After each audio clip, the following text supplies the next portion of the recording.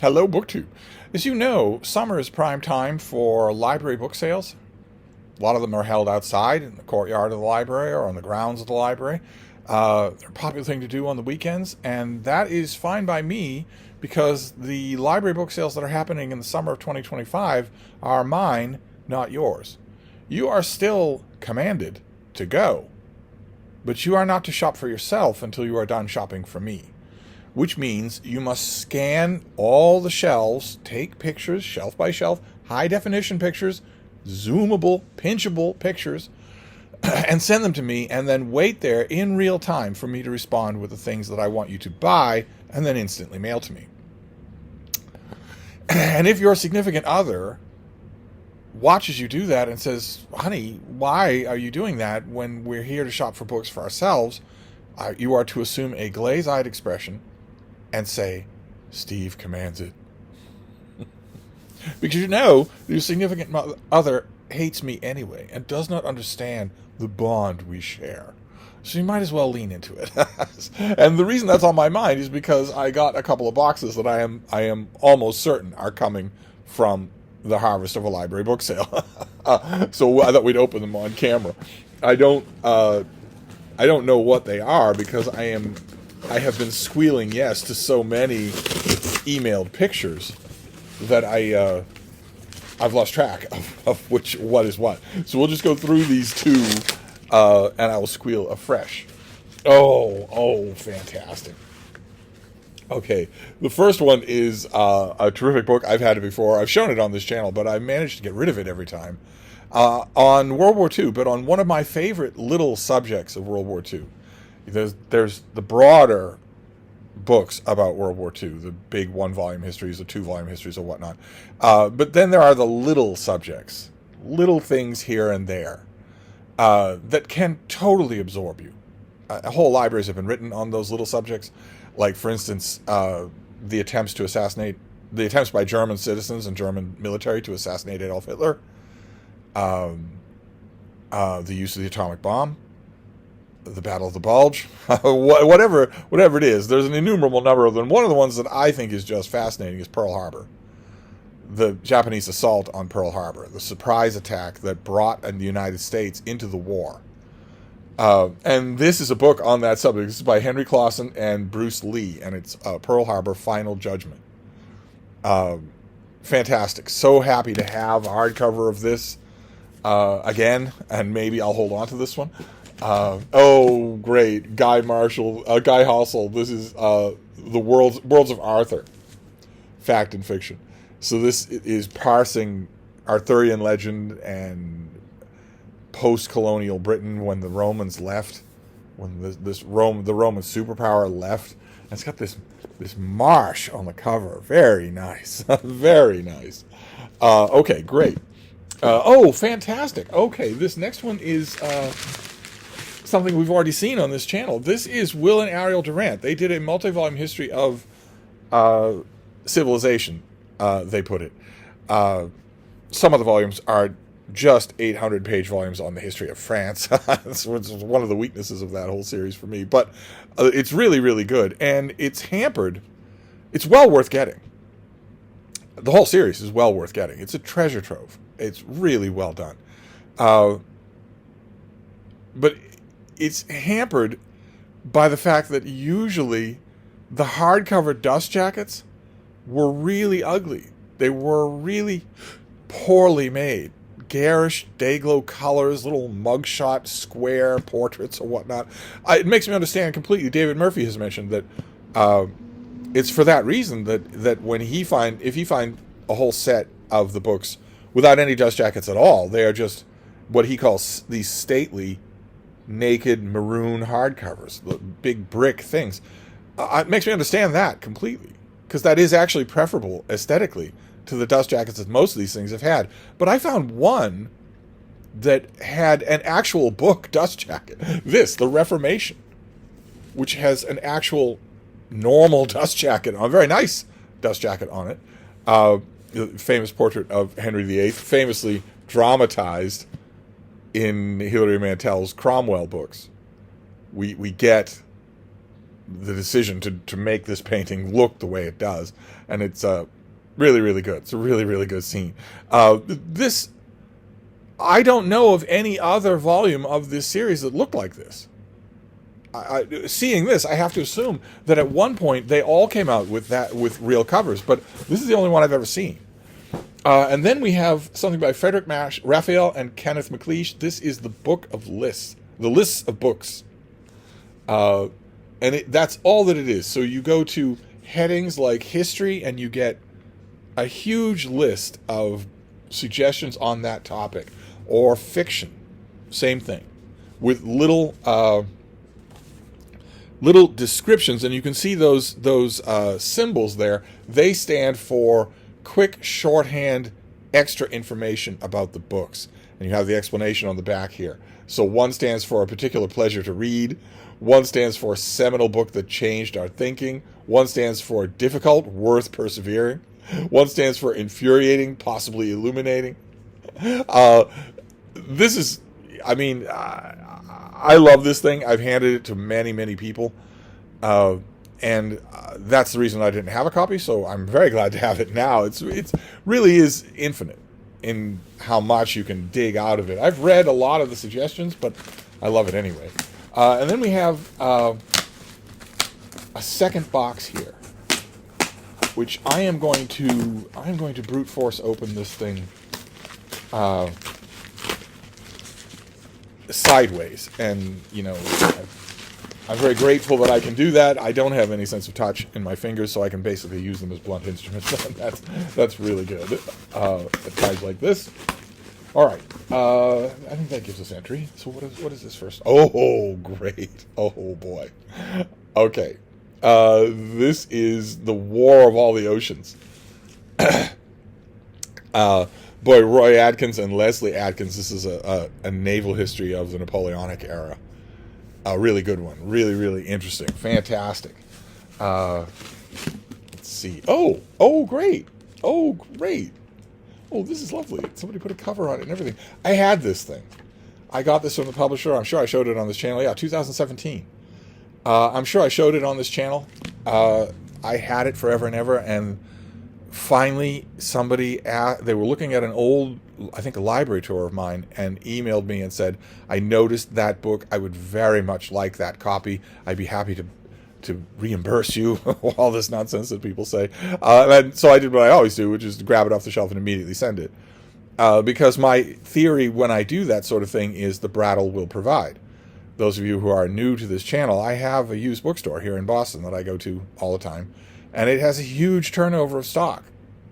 I don't mean once every month. I mean several times a day. So any book that I see, new or old, common or rare, any book that I see, I am likely to see at the Brattle if I wait long enough. So I've just figured that, but it hasn't turned up. So now I have it again. This is by Helen Smith. This is her biography of Edward Garnett.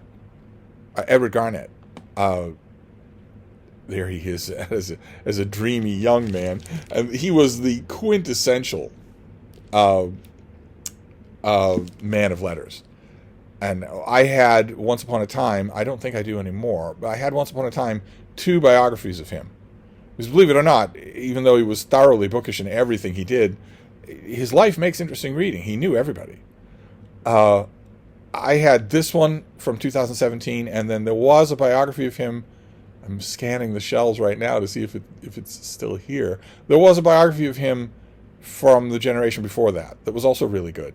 And I had both of those, and I think I got rid of the older one because I thought, you know, as interesting as you find him, you don't need 2 biographies of Edward Garnett. And then I got rid of this one, the newer one, because somebody asked for it. So now I have it back again. That's great. Let's see what this next one... Oh, great. Oh, fantastic. Okay. I have tried this. I have read this book, but I'm going to try it again.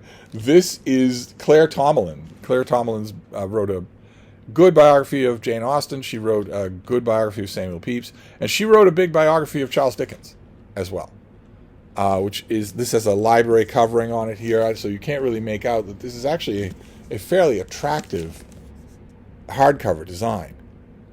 I will get the library stuff off it and just use this. in my ongoing attempt to get Charles Dickens. I've pretty much long since given up trying to get Charles Dickens by reading the novels, or rereading the novels. I have read them and reread them my whole life. I actually kind of planned on giving the whole thing another try, just assaulting the whole mountain again from base camp. And it just hasn't worked. And over my life, I've known so many rabid Dickens fans, people that just love him, know his works inside and out. The works have given structure to their own mental image of the world, all that sort of stuff that I can say is true of me with other authors, but not with Dickens. I've had so many of those people tell me, you got to try again. So over the decades, I have approached Dickens in my typical way, which is collections of letters, keyhole literary studies, Dickens as an editor, Dickens as a literary figure in Boston, and also biographies, full-dress biographies. And it's the oddest thing. Ordinarily, when I take that approach to an author who just doesn't do anything for me, either that approach works or it doesn't. Like, for instance, with W.H. Auden, it did work. Either that approach will work or it won't. And if it works, it will work. I will get into the works of the author. But with Dickens is the only one where that approach very much entertained me, and still does, but did not work. I don't understand it at all. I love reading about Dickens. Love it. I love reading about Dickens even when the thing about Dickens is written by Dickens.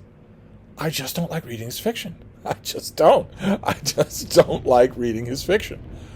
It seems so mannered, so artificial, so attention grabby.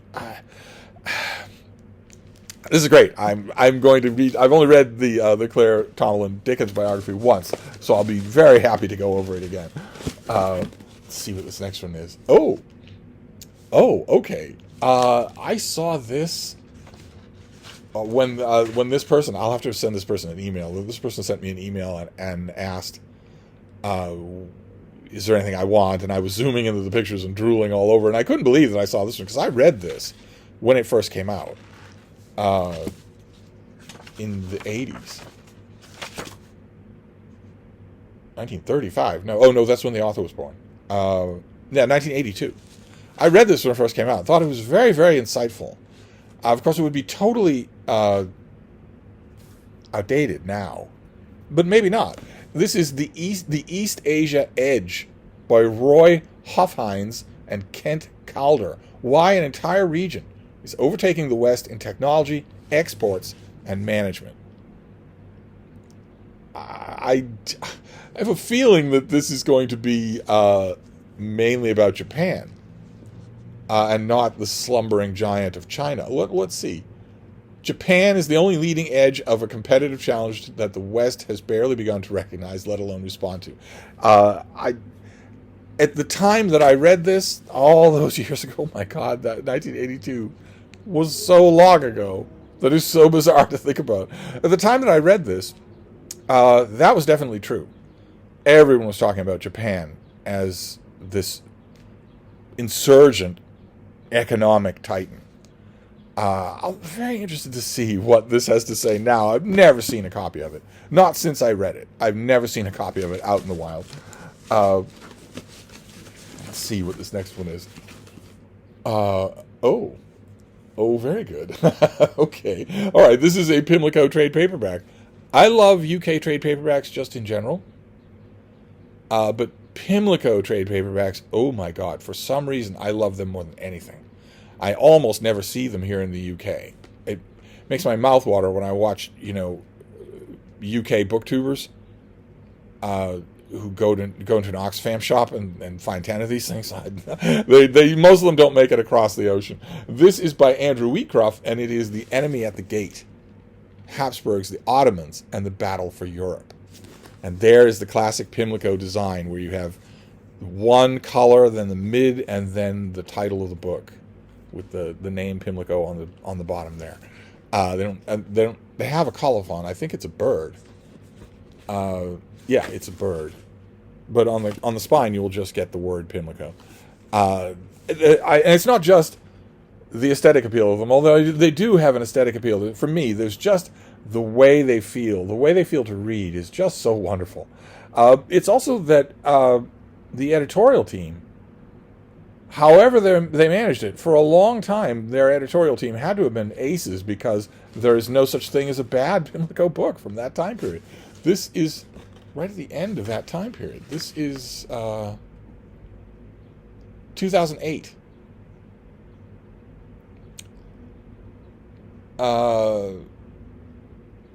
Yeah, 2008. So about 15 years before that, ending around 2008 or 2009. Fantastic. Just great. All this nonfiction. That's just wonderful. And then we have this this final thing. I'm sure there's nothing else in here. No. All right. We'll get you out of the way. What is this final thing? Oh, great. Oh, fantastic. Okay, this is Philip Ziegler, who's an author that I absolutely love. Pretty much he can do no wrong. For me, he even did a big biography of King Edward VIII that I actually liked, which is kind of amazing considering how thoroughly I hate King Edward VIII.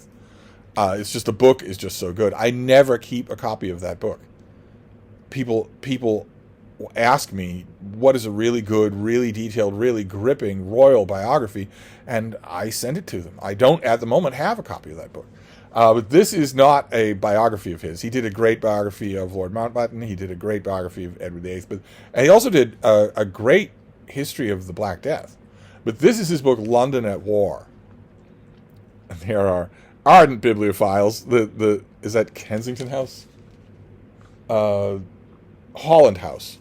The famous Holland House was shelled during World War II, and the library was almost completely destroyed. And yet, once the siren stopped, bookish people came out to start looking at the books. And this has seen better days. This volume is a little bit dirty, but I will clean it up. And this is just about wartime London, but it doesn't really matter to me because I'll read anything that this author writes, and I don't have this book.